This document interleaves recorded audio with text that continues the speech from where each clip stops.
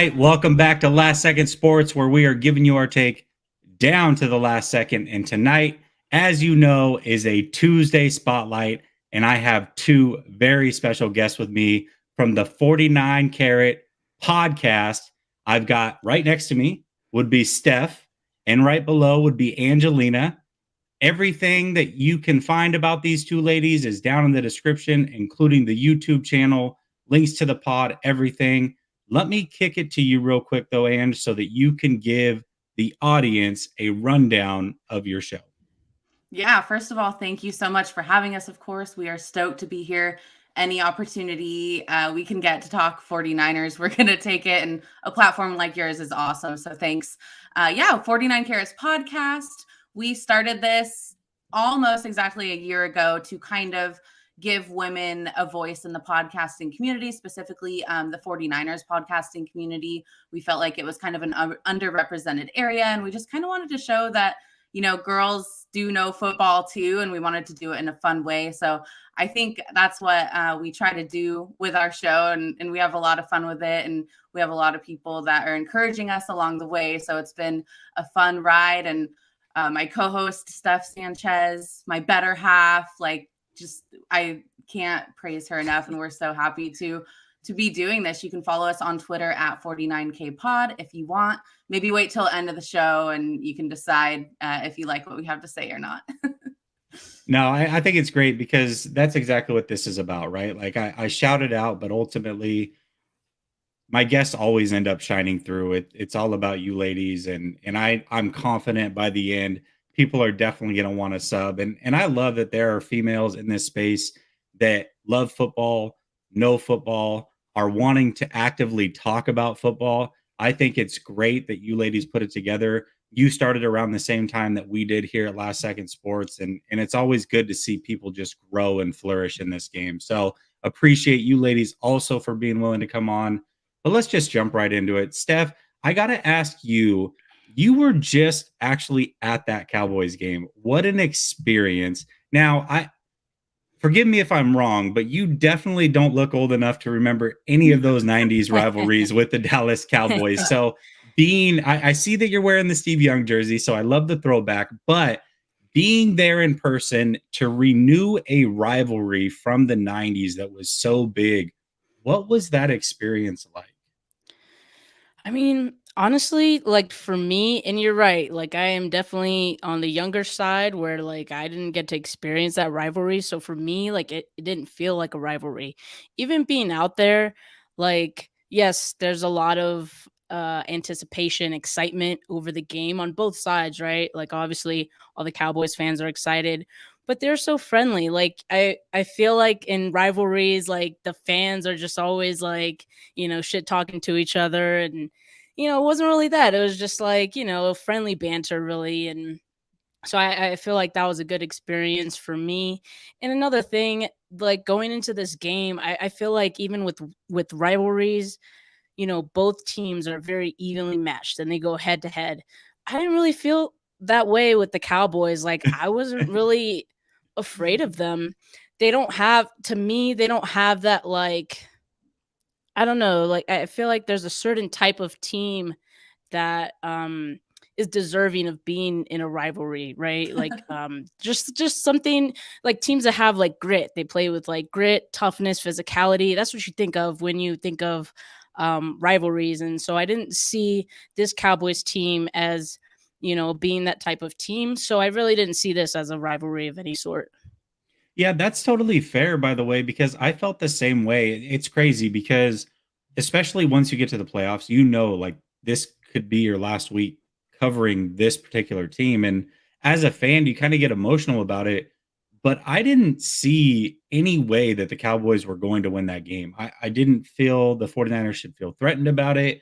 I was very arrogant and confident on Twitter spaces with Cowboys fans. They were great, by the way. I agree with you.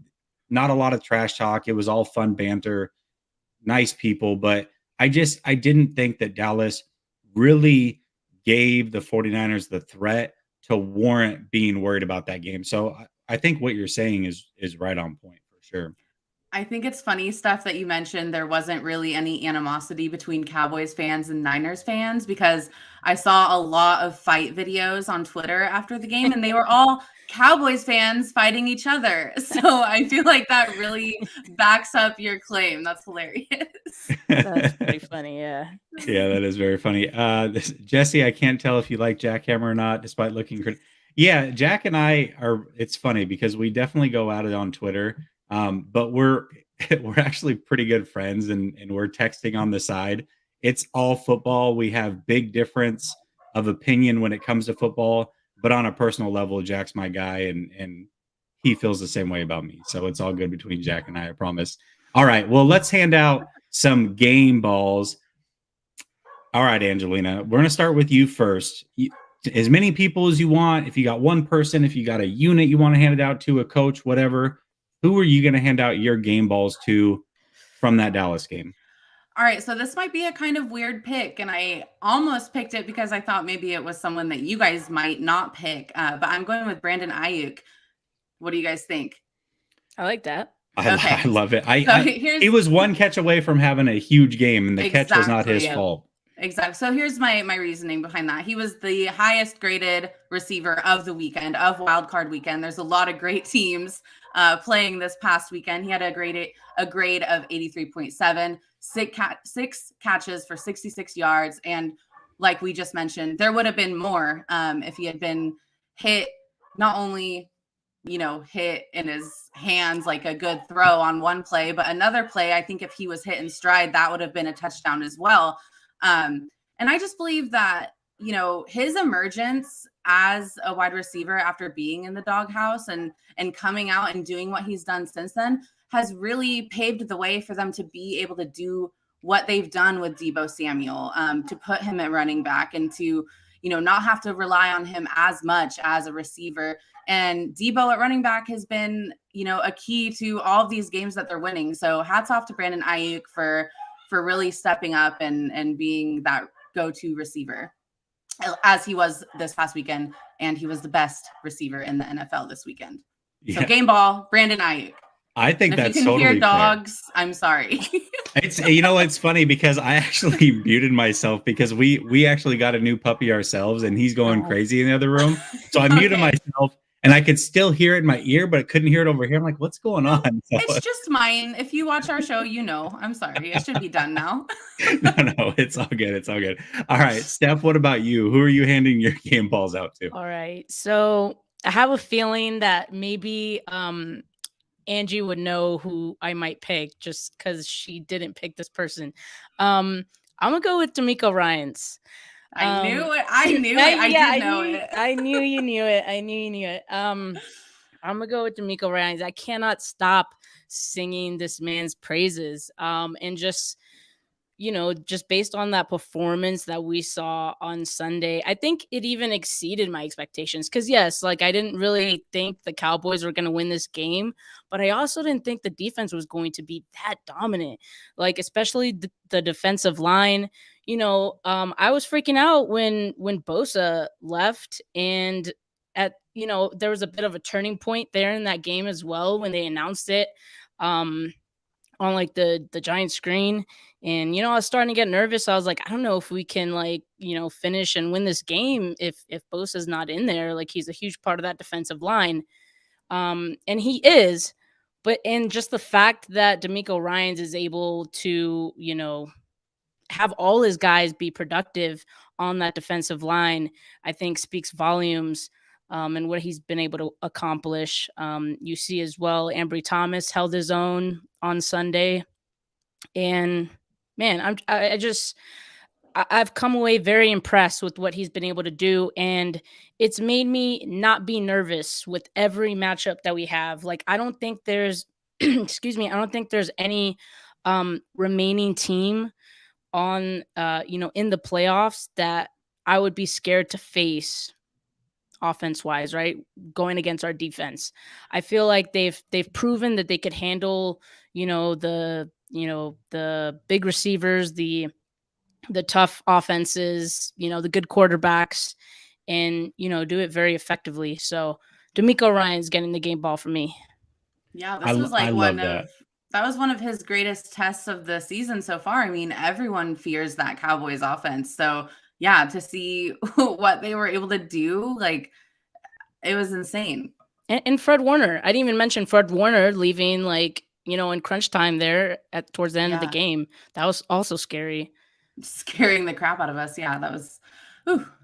East Bay tapping in and says, game ball suggestion. I'm going to go with Mike McCarthy for huffing and puffing on the sidelines all game. Nice, like East Bay. Yeah. We appreciate it. Maybe the I refs. actually love that. Yeah, the refs. the refs. Yeah, seriously. Oh my gosh. I love that game ball. In fact, that was going to be my game ball. So now I've got to switch it up, but there's plenty to go around. There's a lot of people that deserve it. And I'm going to give it to somebody that I was definitely critical of. And not because I don't think that this person is a good coach. And that's Shanahan. So I think he's always been great at X's and O's, but I've always said that I questioned his leadership style. And what came out, it was either today or late last night, with Deebo basically going to him and saying, "Give me the ball, coach." And he's like, "All right, it's your time. I'll give you the ball." Listening to his players, handing the ball off to Deebo and letting Deebo score. I just thought that whole exchange was fantastic. And for me to give him criticism early on in the year for those types of things lacking in his leadership style, for him to then do that in the most critical moments of a game, I have to give him credit. So I'm going to give my game ball to Kyle Shanahan, or as the media likes to call him, Mike Shanahan, for doing just that. So that's who my game ball is going to go to. I wonder how many, little moments there are like that between him and the players that we never get to see. Because yeah, like when you brought that up, I knew immediately what you were going to say, because that was such a special moment. And so like, I wish, I know they mic up players and stuff, but it's all about miking up the right player, and you're not going to catch every little moment. So I thought that was really cool. And I hope that, there's more of those moments that we haven't seen, if you get what I'm saying. Yeah, and I'm sure that there is, right? But it's like, for me, I don't, I just like, being a leader in the organization that I'm in, I hate when people chastise their players or employees or whatever in public. That stuff should be meant for private, in my opinion. Like, that's just Yeah. the way that I've always been taught to lead, and through any leadership course I've taken. So for me, I really hold on to those things. And so when a rookie quarterback comes out and plays a rough game, or even plays good, and you're like, well, it wasn't perfect, and I just hate those things, right? So, but at the same time, I have to give credit where credit is due. And to me, that was one of those moments where he definitely deserved it. And I think Chris has a really good game ball as well, or his wife, I should say, said that Robbie Gould with his 3 field goals. Yes, absolutely. A lot of people are giving him a lot of crap this season, and he came through clutch, very clutch in that game. And without him, they don't win. So, kickers are football players too. So I think that's a great point. You ladies may not know, but around here, anytime somebody donates, we always give them love, and this is how we do it.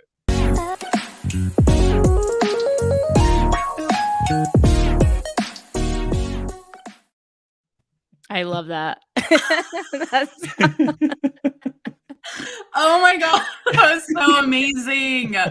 Oh my God. I want to go donate and ask a question so you can do it again. That was cool. I love Napoleon Dynamite. It's such a good movie. Such a good movie. All right. So moving out of the Dallas game, it's hard to move out of it because it was such a great win, and I would love to stay in that moment forever. But the 49ers have a game again Saturday, and that game is going to be huge. So there's a couple things that are coming out, and this was not initially a topic that we had on here, but it's new. It came out today, and it definitely has to be discussed. So Jimmy and his shoulder injury, we already know he's dealing with the thumb. Now he's got a shoulder sprain. This is a lot going into a huge game against the best team in the NFC on the road, short notice.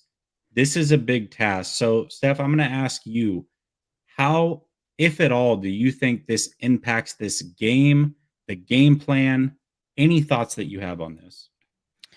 Well, first I'll start by pointing out that Shanahan did say that he didn't think the interception or him overthrowing Ayuk had anything to do with the injury. Whether we believe that or not is, Cap. another story. Cap, but no, I think he's gonna be okay. With this thumb injury, he has proven to me that he's able to gut out those injuries, and he's willing to do that. And so I see this game as no different. I think the key for the 49ers offense is going to be running the ball, which that is always the key when you play against the Packers, right? You try to run the ball. In the last few matchups, we've seen them, try to do this whole bully ball thing, and it's worked great against the Packers. So I expect to see more of that, and I don't think this shoulder is going to be that big of an issue. Fingers crossed, though. All right. What about you, Ann? Yeah, literally same exact thing that Steph said. We Obviously agree the a lot, plan. by the way. Yeah, we're That's like fine. the No, same it's totally person. fine. Obviously, the plan against Green Bay is going to be to run the ball, right? I mean, that's probably Green Bay's run defense is probably their biggest weakness. So that was already, game plan from day one. So yeah, they're just gonna continue to ride that horse, continue to pound their identity of being, like Steph said, bullies. But I do want to maybe put my tinfoil hat on for a second, I and love it. maybe this shoulder injury isn't that serious. Maybe we're just throwing it out there that this is some kind of, devastating injury. Maybe we're playing with the Packers' minds a little bit and making them think that, hey, we're not going to be passing at all, when really Kyle's back in the war room, dialing up a game plan like we've never seen before. I don't know. I like to have fun and make up conspiracy theories. So that also could be an option. But I think this is actually terrible news, this shoulder injury, which is funny because it's been a season of asking Trey Lance to start, right? For a lot of people. And I think a lot of people are now realizing it's not that great when your starting quarterback can't start, regardless of who you have behind him. He's a starter for a reason. So I'm really hoping that he is able to go on Sunday. I'm hoping he's able to do some kind of football activity tomorrow. We'll know more tomorrow, but I know he did say that he's just going to kind of play it throughout the week and see how it goes. He didn't really give a definitive answer, Jimmy Garoppolo, on whether he thought he was going to start on Sunday or not. So it's a little worrisome, but like Steph said, if they just stick to what they're good at, it should be okay. Well, and he came out today. They asked him, "What is bothering you more, the thumb or the shoulder?" And he said, "Yes." So, Oh my God. I love that response. he's not giving an answer either Yeah. way. But yeah, I think this is a way for Shanahan and the 49ers to play this up again. Who's going to start? Make you prepare for both. I think Green Bay knows what the deal is as well. We all know that he wants to play Jimmy, and he should at this point. I'm the biggest Trey Lance guy there is, but I don't want Trey Lance to play now. No, The God, last no. thing I want is for him to go in there, and if they lose this game, that it's all on the rookie, and now people are hating him during the offseason.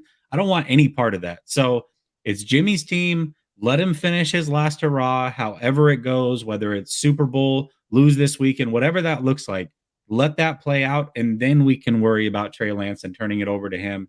This is not the time. This is not the way that I want to see it happen. So hopefully the shoulder is all right. And maybe you're right. Maybe they just come out, play action, go deep right away, and everything is put behind them. Who knows, right? Yeah. But it's one of those things that Shanahan has been able to play up many weeks this year, and he does a good job of going back and forth and making teams prepare for both options. And maybe it's working, maybe it's not. Who knows? Time will tell. All right, let's get into some positive though. I think there are some reasons that the 49er fans should be confident versus the Green Bay Packers. Now, we know the last two times they played Green Bay, they lost. Those were both regular season games. Last year, it was the COVID game where that game shouldn't have been played on a Thursday night. And then this year, similar, a lot of injuries week 3. They were down to Trey Sermon was the starting running back. They had such little confidence in him that they ran Kyle Juszczyk to start that game. So running the ball against the Packers is certainly a game plan, but when you don't have any of the guys that you want to run the ball with, it makes it very hard. Yet they still found a way to almost win that game. So, Yeah. Angie, I'm going to start with you. Why should 49er fans feel confident this weekend? Yeah, I mean, you hit the nail on the head. The running is the 49ers' strength, and they have two of the best running backs in the NFL at their disposal this weekend in Elijah Mitchell and Deebo Samuel. They didn't even know that Deebo could be a running back last time they played the Packers. So that's nice that they have that trick up their sleeve this time around. And of course, you know, Elijah Mitchell is going to get a bulk of the reps at running back, but you also have Jeff Wilson Jr. Against a team that is 30th in yards per carry allowed against the run, number 31 stuff rate, and they're number 28 in the NFL for explosive play rate allowed. So if the Niners just play, all they have to do is literally just go into this game and play their brand of football that they've been playing all season, that they weren't quite able to play during that week 3 loss to the Packers. All they have to do is go in and be themselves and play to the best of their ability, like they have been the last 10 games, right? They've been doing really well. So they just have to go in and play their brand of football, and it should be fine. Yeah, absolutely. Steph, what about you? Excuse me. I'm going to start with the defense again. I mean, I just feel like this 49ers defense has matched up so well with the Packers really in the last decade. And I know there's been like different players that have been involved in these matchups throughout those years, but really it's been the same kind of story, right? Where we see the defense match up very well against Aaron Rodgers. And, you know, we could talk about week 3, but the big difference, obviously, as Angie mentioned, the run game. Yes. Also, you have Deebo Samuel to mix in with that. He's not, excuse me, he's not someone easy to stop, and he's not someone that defenses even want to stop. If that makes sense. The players just don't seem willing to tackle this guy. I'm picking up what you're laying down. He is just a bulldozer. And then there was just so many other things that this 49ers team had not figured out in that week 3 game yet that they have figured out, especially in these last couple weeks, leading up to now. I mean, I think they're going to come into this game with a lot of confidence, and that's going to go a long way, I think. Absolutely. And real quick, I just want to throw out a plug again. We just cleared 50 plus watching. So if you were not here in the beginning, I've got 2 very special guests with me. It's Tuesday Spotlight, 49 Carat Podcast. Right next to me, I've got Steph. Right below, we've got Angelina. They are from the 49K podcast. You can find any links to their shows in the description of the channel. So make sure that you show them love, subscribe to the YouTube channel.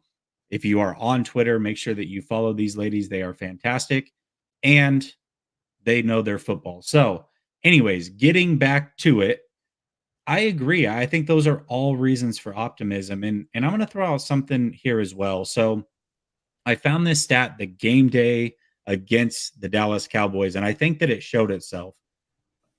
21 personnel. The 49ers run 21 personnel more than any team in the league. And for anybody that's watching and doesn't know what that means, basically 2 running backs, 1 tight end on the field. The 49ers ran that 373 times during the regular season. Only 2 other teams, the Patriots and the Ravens, ran it more than 200 times. The Ravens ran it the second most, and it was nearly 100 times less than the 49ers. So basically what I'm saying is not a lot of teams prepare for that because not a lot of teams have fullbacks. The Dallas Cowboys only faced that offense 53 times, that offensive set. The Green Bay Packers have only faced it 49 times. 9 of those times came in the 49er game. So outside of the 49er game, they did not see that a lot. And I think that plays into the 49ers' favor, getting back to the whole bully ball thing that you ladies were talking about. That is exactly what it looks like on paper. It's really hard to prepare for Deebo, as you said, Steph. 1 week notice. Imagine preparing for that guy. And I know that Kittle hasn't been a big part of game plans, what have you, as far as receiving. but he makes a difference in the blocking for the run game.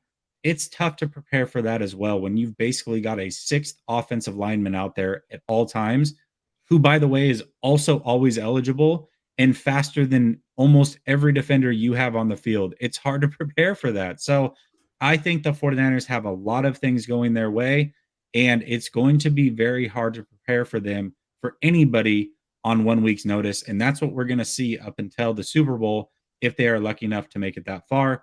Chris with another donation.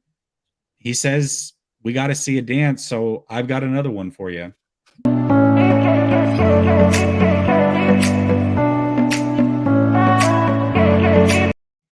Appreciate you, Chris. Appreciate you. And real quick, we got one more. This is my guy. This is my guy, Chris, coming in with the autumn out 649. I think that there was a reason for that one. He is actually here in Tampa where I live.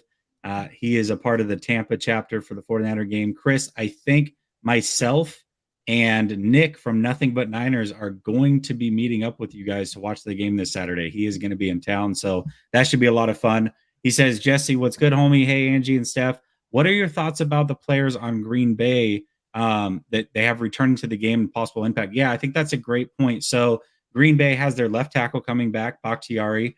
They also have one of the Smith brothers coming back who hasn't played since like week 1, I think. And then Jair Alexander, one of the best corners in the game, is coming back. He hasn't played since week 4. Do either of you ladies have thoughts on that and how that could impact the game? I mean, their starting left tackle returning is concerning with Nick Bosa out, because possibly out. I don't know why I said that, but with Nick Bosa's injury, that is a concern for me, obviously. But as far as the corner position, I think they're going to be running a lot. I don't know how much of an impact that's going to have in the grand scheme of things. And also, I mean, Brandon Ayuk was burning digs all weekend on Sunday, so I don't know. I think they're hoping that those returns are really going to give them a boost, but I think the 49ers are so on fire right now that it might not have as big of an impact as the Packers are hoping for. What about you, Steph? Any thoughts? I agree. I think our receivers are in the underrated category. And you know, it makes sense when you compare them to some of the other receiving cores that are in the playoffs, right? But I'm not worried really about the corner coming back but I would say maybe with Jimmy Garoppolo, he's always susceptible to throwing an interception. So anytime the 49ers go against a good corner, I kind of say in my head, Jimmy's probably going to throw at least one interception. And as long as they can survive that, they'll be fine. If, you know, as long as the 49ers defense holds up their end of the deal, which they have been recently, I think they'll be okay. Yeah, and I personally think top tier corners, when you have just one, like that's built for those teams that have that one great receiver. But Deebo, you can't really take him out of a game because if you stop him in the pass game, he's just going to run the ball anyways. So that's one thing. And then Ayuk's usually going to be going up against your number 2 corner a lot. So I think the 49ers, the way they play football is really good and predicated towards taking that one really good corner and wiping him almost out of the game completely and making him a non-factor. So I'm not too worried about Jair Alexander. I do respect the hell out of him. Obviously, them getting Bakhtiari back is huge. Aaron Rodgers was tough to sack anyways, and he may come up. I'm sure he probably will in this next part, so I don't want to talk too much about it. But Chris gave us the number 6. That was Quest for 6 and 49 for the 49ers. That was a very clever amount that you gave. And I appreciate you, Chris. So let me show you some love.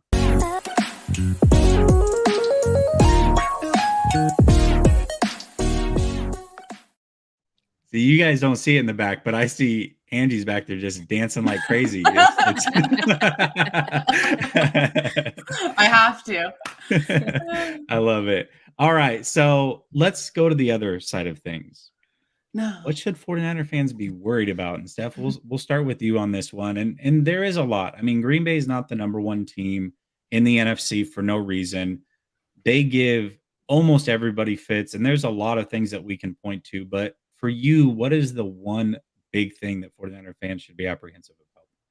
I mean, it's every 49ers fan's fear, right? When they're going against the Packers, Aaron Rodgers and Davante Adams, I would say, because in that week 3 game, I mean, Davante Adams was just giving our secondary fits. And I just think they have like such a great chemistry together, and they always know where they are. And even when Aaron Rodgers escapes the pocket, Adams, has a great feel for where Rodgers is at, and they just work great together. And you can do everything right on defense, and they could still make a big play.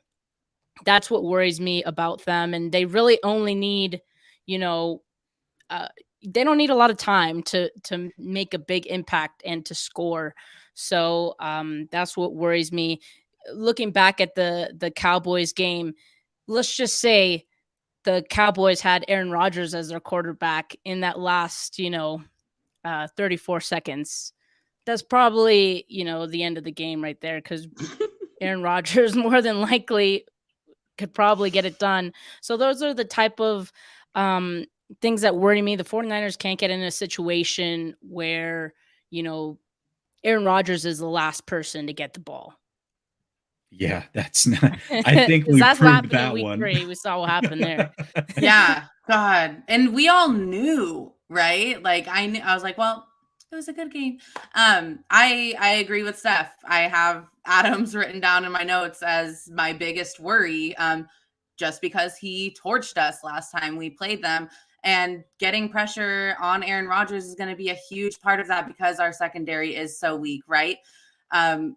Pigging off of that, a worry on top of my worry is the pass rush, because we don't really know what's up with Bosa and his concussion. We don't really know yet, even though Fred Warner tweeted he's going to be good to go. If he has a high ankle sprain, like that is bad news, and he might not know the extent of it yet. Things can definitely change by Sunday. So those two guys possibly being out is a huge worry.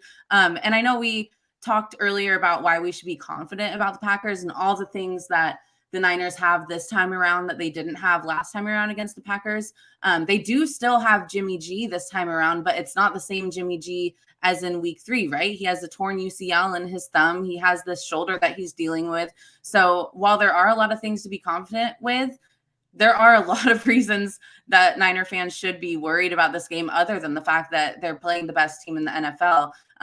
Everyone has to be on top of their game, and we're just really hoping that these injuries don't impact the game like they could. I think you ladies bring up some great points. I'm gonna give 49ers First Take some love, and then there's a question here that I want to actually ask both of you and get your thoughts on. 49ers First Take says, "Hey ladies, a nice young jersey, Steph. I agree. Favorite player of all time, by the way, is Steve Young. Oh, I like that. That's clean.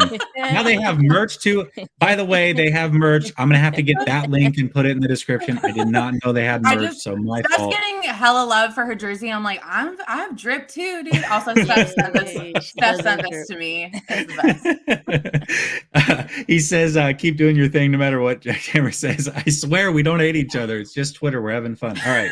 Anyways, let me give you some love, Aaron. And by the way, go subscribe to Aaron as well. He's a lot of fun. I think I'm going to be doing a show with him Friday. So thanks for coming through, Aaron. I appreciate it.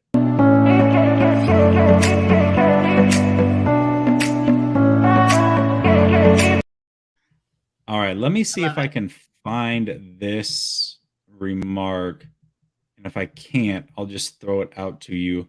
So somebody had brought up the weather being cold, possibly. Oh, here it is right here.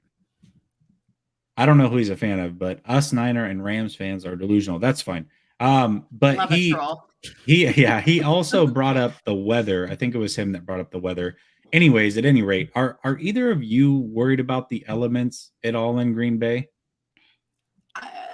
I mean, I feel like it would be dumb to say no, because it's freaking cold. And no matter how many years you lived in New England, right? Like after years of living in Cali, 4 degrees is going to be pretty damn chilly.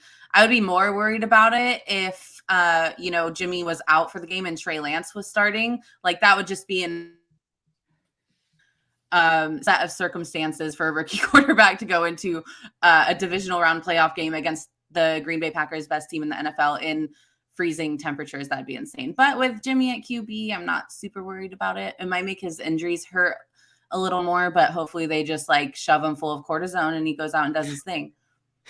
Yeah. There's that. What about you, Steph? Are you worried about the elements at all? It's like I was worried about it, but then like the more I think about it, the less I am worried about it. And I'm just gonna point out this tweet that someone I follow, the 49er baby on Twitter, posted. Jimmy played with the Pats, obviously really cold there, and he said today actually in his presser he's played in the cold all his life. Yeah, he played in Chicago, also very cold. Yeah. Kittle from Wisconsin. Trent played in Washington, also cold. Bosa went to school in Ohio. Fred went to school in Utah. These, And like I think for us, casuals and Californians, not casual, sorry. But like people who haven't played, like if you haven't played football in the cold, right? You can't even fathom like playing in 4 or 5 degrees, right? But I think, it's overblown by fans. I don't think the players are thinking about the cold, and I don't think they're worried about it, so a lot of players have played in the cold before, and so I think it's completely overblown. I think they'll be okay. I think rain is worse than cold. Yeah, Kyle said that. Kyle said that today in the presser as well. Like if you, I don't remember everything he said, but if you guys like listen back to his presser from today, it made me feel a lot better about the cold because he's not worried about it in the least bit. Yeah.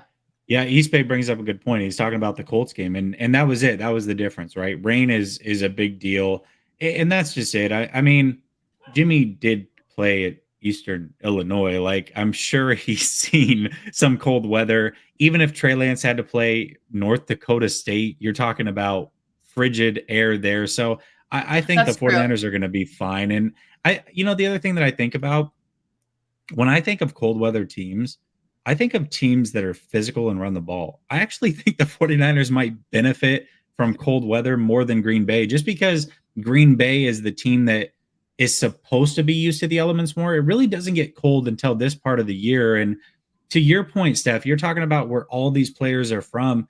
You may not necessarily have a team full of guys that are used to cold weather just because you are the Green Bay Packers, and physical play travels in any weather. So if the football is hard to throw and physically hard itself because of the air, if it's wet, snowy, whatever, I feel like that run game is going to travel no matter what, and so does defense. So I think the 49ers are going to be fine as far as that goes. But I think it was you, Ange, that brought up the quick throws by Aaron Rodgers. That is also what worries me, because I just went back and I rewatched that film from the first week, or week 3, the first time they played. And I know that our corners are different. Obviously, Norman's not playing. Ambry Thomas is. It looked like K1 left that game early, which I didn't remember happening, but Lenore was playing in the slot for him a lot. And so it's nice to know that the 49ers secondary is better from a talent standpoint, but there were just throws in that game by Aaron Rodgers to Davante Adams in particular that are unguardable. I don't care who the corner was. It was going to be a completed pass. And so Aaron is going to do that. The one thing that does give me a little bit of pause is that right there. And I also think regardless of who the corners are, because Aaron Rodgers plays so smart, one of the things that I've seen him do throughout his career is just draw crazy penalties and take shots. He'll draw you offside, and then he'll get a free play deep down the field. And a lot of times he'll draw a penalty because your corner's out of position and not ready for it. And so those are the things that I think about, is just how good Aaron Rodgers is, regardless of how good our defense is and how much better it is from week 3. Aaron Rodgers freaking scares me, and he should, because he is a damn good player, and he does things that not many quarterbacks in the NFL history can do. And Davante Adams, by the way, very good receiver. So those guys are always scary no matter what. Yeah. It's crazy how we're talking about Aaron Rodgers, and it just reminded me, I feel like there was just an influx of all these players getting COVID, and now there's none. Like, I was expecting at least a couple playoff games to get upset by someone being out or something. Yeah, knock on wood. I'm assuming like coaches just told players, stay in your room, lock the door, don't talk to anyone, and don't leave, because if you get COVID, you're done. Like, what do you guys think about that? Have you thought about that? I haven't put a lot of thought into it personally. I really haven't, but you're right. There hasn't been anything. I mean, the final, what was it, like week 17, a lot of stuff was going down, but week 18 and on, we really haven't seen it. I think that's a good point. And I think teams that are in the playoffs probably are having those talks pretty frequently. I would Right. imagine too that booster shots are probably happening if they hadn't happened at this point. But that's a really, really good point. Steph, it sounds like I cut you off as well. So Oh no, you're good. I was just gonna say, I saw a tweet on Twitter, and I don't remember who it was from, but they pointed that out as well, and it could be for a variety of reasons, right? Like maybe the teams have just like really hunkered down. Maybe, the NFL has, conspired to not Team have hat. COVID be an issue. Yeah, like maybe teams internally have turned a blind eye to some things. Maybe players are not reporting symptoms.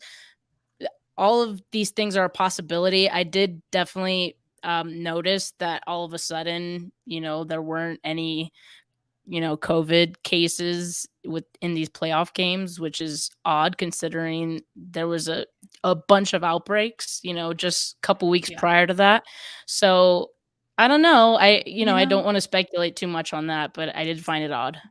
Someone did comment that they stopped testing, and I think that might be true. That's not the first time I've heard that. It might have something to do with the new CDC guidelines. Not sure. Mm. I'm no doctor. No doctor. Well, I will tell you this, the NFL is a business. So if they stop Mhm. testing to benefit themselves, I don't think anybody would be surprised there at all. And real quick, Yeah. again, we're going to wrap up here in a few. We've got one more topic, but if you're just joining us, we've got 110 watching now. Make sure that you subscribe to these ladies, 49 Carat podcast. The links are down in the description. Follow them on Twitter. Lots of love in the chat. Mike L just says, what? 49K? Throws up the praying emojis. Jeremy says, I'm not worried about it this time around. The Niner gang will show up, and Aaron Rodgers will be a Niner next year. That's a bold prediction. Whoa. Hashtag I hope so. Niner gang. Wow. All right, Jeremy, I way to hope come in so. hot, bud. I hope appreciate so. it. That's crazy. Jeez. All right. Well, let me give you love for that.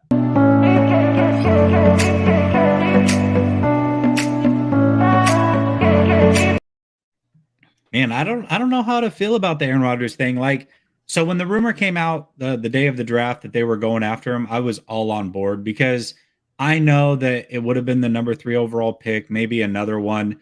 And it seems like a lot for a quarterback his age, but I figured he would at least play through the 3 picks that we gave up. And so it would make it worth it, right?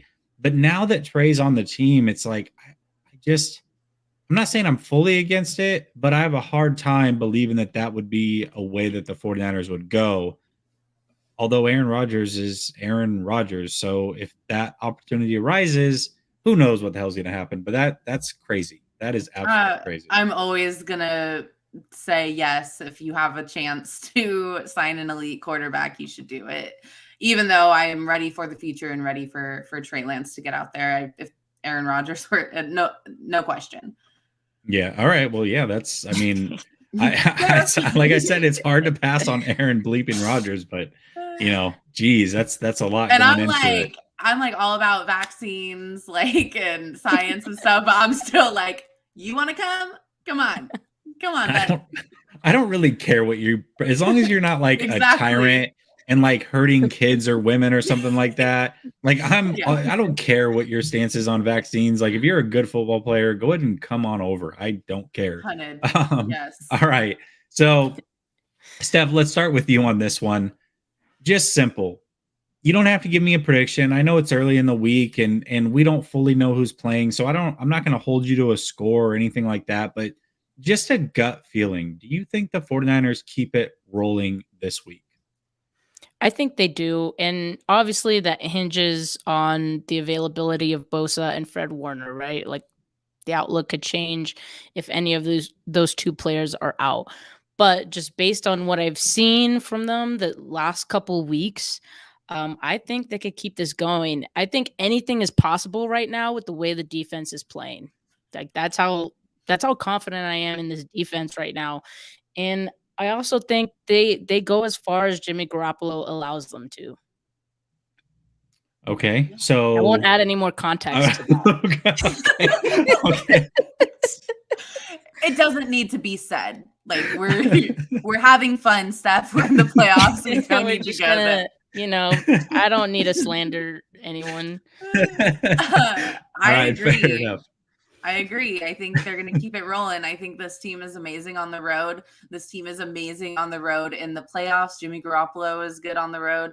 Jimmy Garoppolo is good on the road in the playoffs. So I think they're gonna keep it rolling, and I think they're gonna play in Tampa Bay after this, and there's gonna be a fun little matchup between Jimmy G and Tom Brady, and then hopefully he gets to redeem himself in the Super Bowl. I think no matter what you've said about Jimmy Garoppolo, you have to be rooting for this, not only because it's your team, but goddamn, what a bookend to just an interesting tenure with the 49ers, right? It would be magical, and a lot of people would absolutely lose their minds, but I think they have the momentum. I think they have the skill. I don't think anyone wants to play the 49ers right now, injuries aside, so I am all in. They've made me a believer. They have made me a believer. It only took until the divisional round of playoffs. Oh, well, hopefully they don't ruin it now. But yeah, I do. I think that the 49ers keep it going, and I'm with Ange here. I really think that this is the NFC Championship. Personally, I respect what Tampa has going on, but they have a lot of injuries over there. Yeah, The Rams are very finesse. I don't think they can beat Green Bay or San Francisco. And I think this is it right here. You've got the best team during the regular season, NFC's number one seed, the Green Bay Packers coming off a bye. You have the 49ers who have basically been in the playoffs now. This is their third week because that week 18 game was a playoff game. And they're on the road again, backs against the wall. They travel well, and nobody wants to play these guys. So, I mean, barring major injuries or something like that coming out from the winning team, I really think this team is who represents the NFC in the Super Bowl. So whether it's Green Bay or San Francisco, this is the game to be watching. I also love it because it kind of renews that rivalry. So we talked about the 90s thing with the Cowboys, and I know that we've played Green Bay a lot in the playoffs. Aaron Rodgers, I believe, is 0-3 versus the 49ers in the playoffs. I would love to see it be 0-4, but it's just really cool to go through Dallas and now have to go through Green Bay. It brings back a lot of nostalgia for me growing up. And I think the 49ers keep it going. I do have my reservations, though. I know that we don't want to throw slander at Jimmy, but we have to talk about it, right? Jimmy G is probably going to turn the ball over. It's just a part of who he is at this point. And he basically he turns it over almost every game. So we have to expect that. My concern is that Aaron Rodgers does not turn it over. The Packers have had 9 games this year with 0 turnovers. That's a ton of games. They protect the ball. That is a lot. So chances are they may not turn it over. And if that happens, can the 49ers overcome it? I do believe that they can and they will. It's just the multiple turnovers. So as long as we don't get multiple turnovers from the 49ers, we should be good. I think they can survive 1. I'm not sure if they can survive 2 or more. So that would be one of my big concerns. I probably should have talked about it last topic, but it just kind of hit me as I was free flowing here. So no, you're absolutely correct. Just like Steph said, they're going to go as far as Jimmy takes them. It's an interesting concept because we know when they win, it's not 100% because of Jimmy, but when they lose, a lot of it usually falls on Jimmy. So it's up to him to go out there and play well. Yeah, just protect the football. That's the thing is we don't need him to go out there and play hero ball. We may need a big drive from him. And if you said that if Aaron Rodgers gets the ball last, you're worried, and I agree. But I say there's a lot of things that I'll say about Jimmy, but one thing I will always give him credit for is being a gamer. If the ball is in his hands last, I feel pretty confident in that situation. I know we can talk about fourth quarter during the playoffs and all those things. I think this Jimmy right now, game on the line, ball in hand, I think in this offense, he can get it done. So call me crazy, but I believe in it. Chris Royal comes in one more time. He says, you would, but our organization turns them away. I think he's talking about bringing in elite quarterbacks because the 49ers did pass on Tom Brady. That's a fair thing to say, I guess. So yeah, maybe they wouldn't be so keen on bringing in Aaron Rodgers themselves, but I think the three of us would be for sure. I mean, all right. Yeah. All right. Well, before we wrap, let me show you love, Chris, and then we'll wrap this baby up.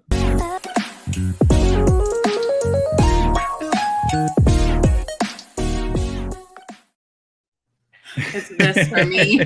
I love it. I absolutely love it. All right. And I threw it to you to start. It sounds like you're the hype man or hype woman for the show. So why don't you give us one last hype for your show so that people can follow you? All right. Yes. If you would like to hear us talk more, I don't know why you would. Some people do, I guess. You can subscribe to our YouTube channel. It's actually youtube.com/Stragosaurus. That's also Steph's Twitter handle. It's like a dinosaur thing. It's right here. Stragosaurus. Yeah, there it's it right. is. Okay, I couldn't see it. Yeah, now it's on the screen. So it's youtube.com/Stragosaurus. You can follow both of us on Twitter @Stragosaurus, @AngeWrites. You can also follow our Twitter page for our pod where we post all our content @49K Pod. And you can find us on any podcast streaming platform. And again, thank you so much for having us. This was a blast. I enjoyed the heck out of it. You two have been fantastic. Make sure you subscribe to all of the things that they have. Again, links are down in the descriptions. I made it easy on you. You don't have to type in Stragosaurus or look it up or anything. I've got their Twitter handles in there. Dude, I've got a link to the YouTube. It's all in the description. All you have to do is open the description, click the link, and hit subscribe. Very easy. Same thing over here. If you have not done that over here, make sure you subscribe. Hit the bell notification so you never miss an episode. Tomorrow, we will be doing open mic, which means it's all about you guys calling into the show, giving your opinions, whether it's about the Cowboy game or the Packer game, whatever you want to discuss, it is on the table for you. You get 5 minutes, open mic, do your thing. Ladies, I appreciate it so much. That was a hell of a show. Appreciate both of you. And until next time, peace.